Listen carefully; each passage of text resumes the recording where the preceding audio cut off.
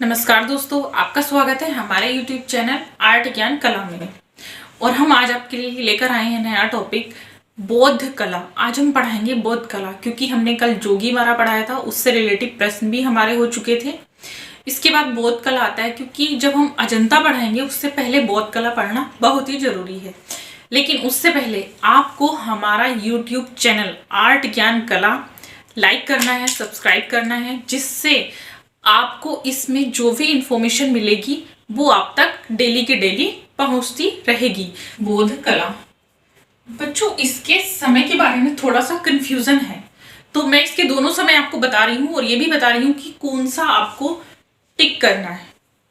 देखिए, इसका एक समय आता है 50 ईसा पूर्व से 700 ईसा पूर्व। दूसरा आता है इसका 200 से 700 ईसा पूर्व।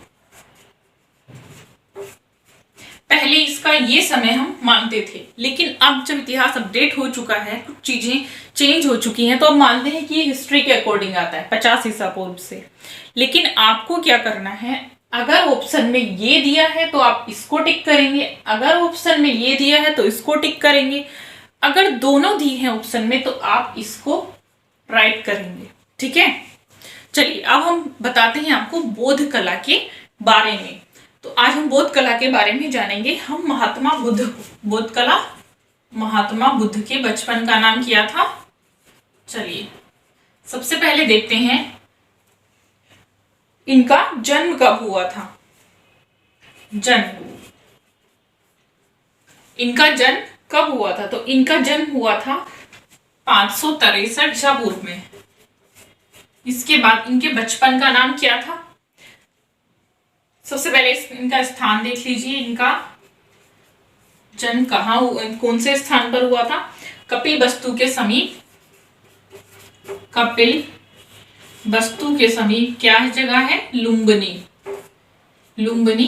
जगह इनका जन्म हुआ था। कपिल वस्तु के समीप दिखाई दे रहा है। अब देखिए, जिसको आधुनिक जो इसका नाम है लुम्बिनी का, वो क्या है, रुम्नी देई। इसका आधुनिक नाम बोला जाता है रुम्नी देई। तो आप दोनों नोट कर लीजिए, रुम्नी देई दोनों नोट करेंगे। ये देखिए, इनके बचपन का नाम क्या था, महात्मा बुद्ध के बचपन का नाम क्या था, सिद्धार्थ। बचपन का नाम सिद्धार्थ था। किस महात्मा बुद्ध इनको बाद में बोला गया, कैसे बोला गया है ये मैं भी आपको बताऊंगी, पहले ये चीजें देख लीजिए आप। देखिए, माता और इनके पिता का नाम था शुद्धोधन।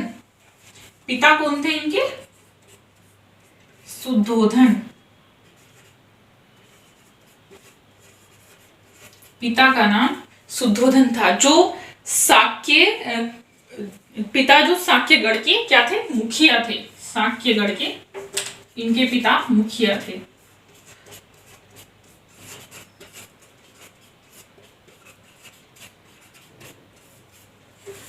इनकी माता का नाम देखेंगे। माता का नाम क्या था इनकी, माया देवी। दोस्तों, जो इनकी माता थी माया देवी, वो इनके जन्म के 7वें दिन ही उनकी डेथ हो जाती है। अब आप सोचेंगे इनका लालन पालन किसने किया, तो इनकी एक सौतेली माँ थी, सौतेली माँ या मौसी। इनकी मौसी थी जो इनकी बाद में माँ कहलाई, जिन्होंने इनका लालन पालन किया, जिन्होंने इनको पाला, वही इनकी माता कहलाई बाद में। वो सौतेली माँ या मौसी कह सकते हैं उनको। उनका नाम था प्रजापति गौतमी। प्रजापति गौतमी। ये देखिए, अब आगे आता है इनकी पत्नी थी, इनका विवाह हुआ। इनकी पत्नी का नाम था पत्नी यशोधरा। ये कहानी तो आप लोगों ने सुनी होगी, यशोधरा।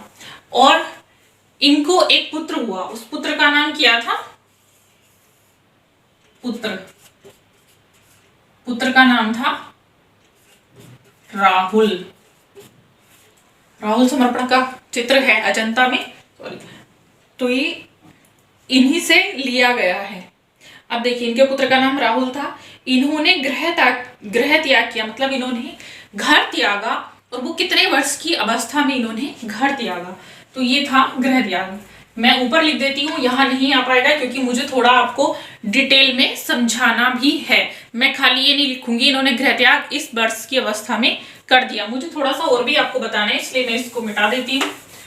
गृह त्याग किया, कब किया था? 29 वर्ष की अवस्था में, 29 वर्ष की अवस्था में या आयु में। जिसको क्या कहा गया, जब इन्होंने गृह त्याग किया उसको कहा गया था महाभिनिष्क्रमण। देखिए, मैं यहां पे लिख देती हूँ,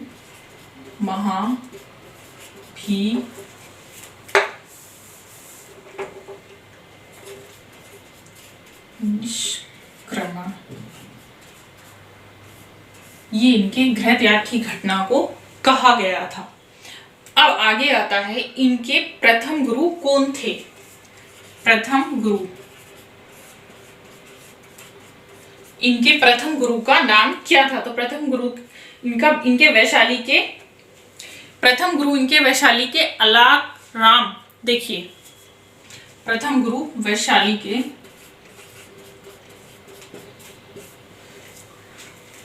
अलार कलाम थे, अलार कलाम।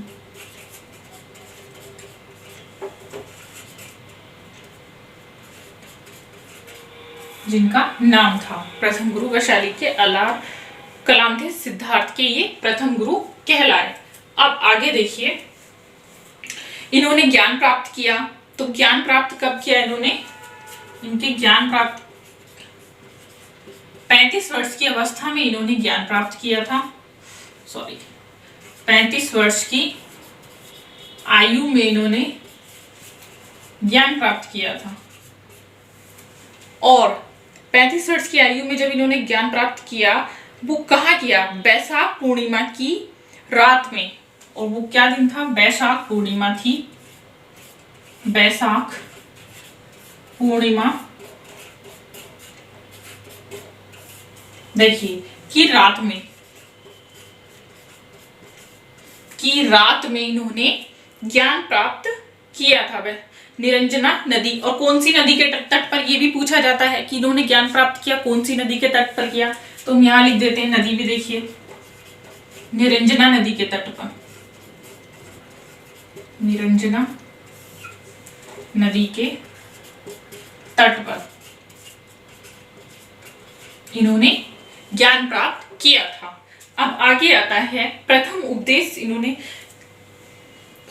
निरंजना नदी के तट पर, जो कहा जाता है पीपल वृक्ष था, निरंजना नदी के तट पर पीपल वृक्ष था, जिसको आप कहते हो बोधि वृक्ष के नाम से प्रश्न आते हैं। वो वह बोधि वृक्ष के नीचे इन्होंने ज्ञान प्राप्त किया था। मैं यहां पर लिख देती हूँ, पीपल का वृक्ष था, पीपल वृक्ष, जो बोधि वृक्ष, बोधि वृक्ष, यहां पर इन्होंने ज्ञान प्राप्त किया था। इसके बाद आता है, इन्होंने प्रथम उपदेश कहाँ दिया था? तो प्रथम उपदेश इन्होंने सारनाथ में दिया था, ये सबको पता है। लेकिन प्रथम उपदेश इन्होंने किसको दिया था, मैं आपको ये भी यहां पर बताऊंगी। चलिए देखिए, प्रथम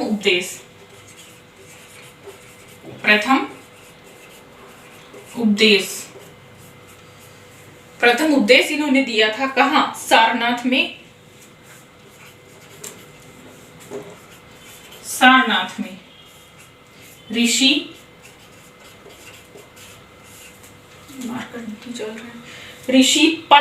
पतनम या मृगदा, ऋषि पतनम या मृगदाव, पतनम या मृगदाव, क्योंकि ये पूछ लिया जाता है इन्होंने प्रथम उपदेश किसको दिया था। में 5 ब्राह्मण थे, इसमें ऋषिपत्तनम या मृतदाव में 5 ब्राह्मण, ये 5 ब्राह्मण थे जिनको इन्होंने प्रथम उपदेश अपना दिया था। देखिए, प्रथम उपदेश दिया था इन्होंने, जो 5 ब्राह्मण या सन्यासी थे।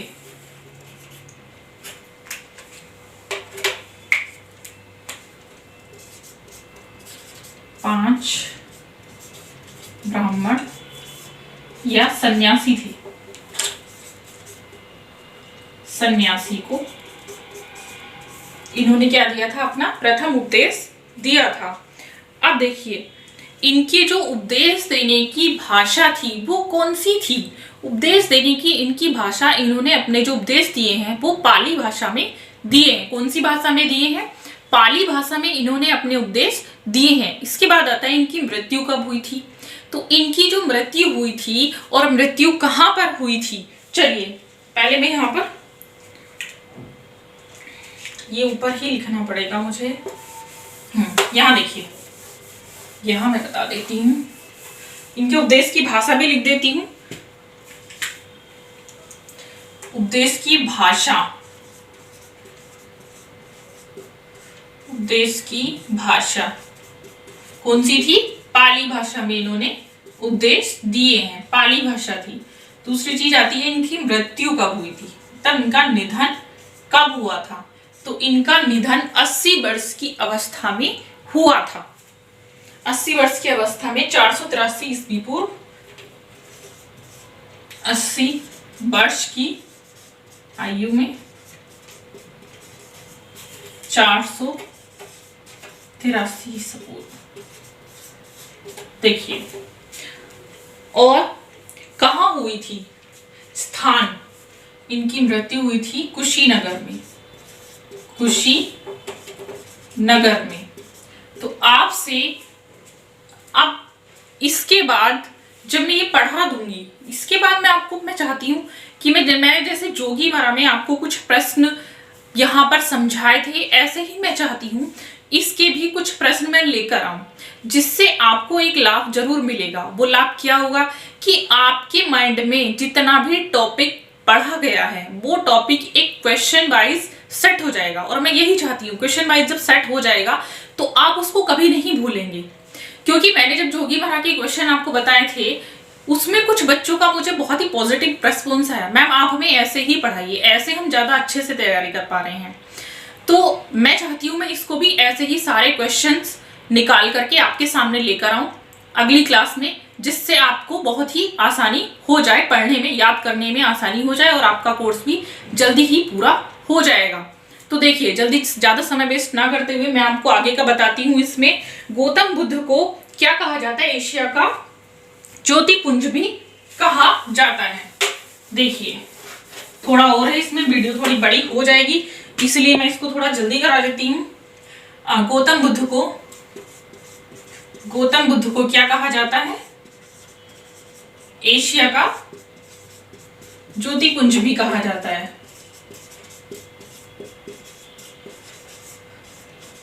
एशिया का ज्योतिपुंज गौतम बुद्ध को कहा जाता है। अब देखिए आगे क्या आता है, बुद्ध का महापरिनिर्वाण की शारीरिक स्थिति क्या थी? महापरिनिर्वाण की स्थिति,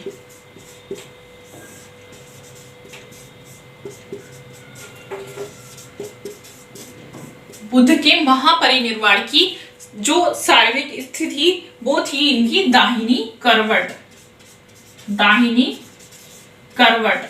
मैं चाहती हूं मैं जब प्रश्न बनाऊं तो इस टॉपिक में से कुछ भी ना छूटे, ताकि एग्जामिनर चाहे कितनी भी चालाकी दिखा के कहीं ना कहीं से घुमा फिरा के आपको प्रश्न दे, मैं चाहती हूँ कि वो प्रश्न आपके सामने मिले और आप उसमें से आंसर आसानी से दे सके।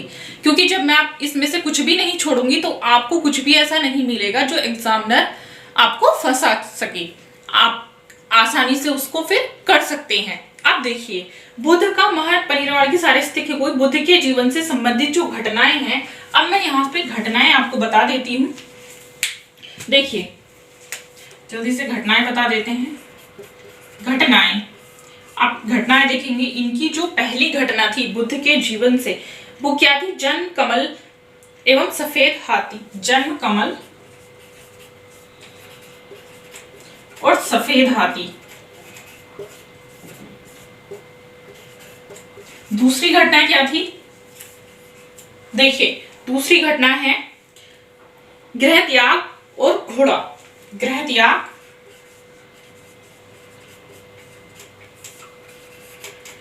तीसरी घटना थी ज्ञान पीपल बोधि वृक्ष। ज्ञान पीपल बोधि वृक्ष। इसमें से प्रश्न ऐसे आ सकता है कि इनकी ये घटना बताइए। चौथी घटना थी, घटनाओं के बारे में भी प्रश्न आ सकता है। निर्वाण पद चिन्ह। निर्वाण पद चिन्ह। देखिए आगे है पांचवी थी महापरिनिर्वाण मृत्यु या स्तूप। ये मैं यहां कर देती हूं, महापरिनिर्वाण मृत्यु या स्तूप।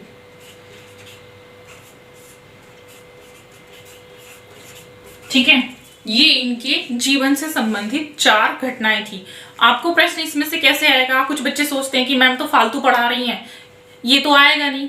लेकिन इससे प्रश्न कैसे आ सकता है? देखिए, इससे प्रश्न आ सकता है, आपको ऑप्शन देगा कि निम्न में से भगवान बुद्ध के जन्म से संबंधित घटनाएं कौन सी है, और उसमें से एक घटना उठा के आपको दे देगा और बाकी 3 ऑप्शन वो फालतू के कुछ भी रख देगा। उसमें से आपको सही चीज पहचाननी है और उस पर सही पे टिक करना है।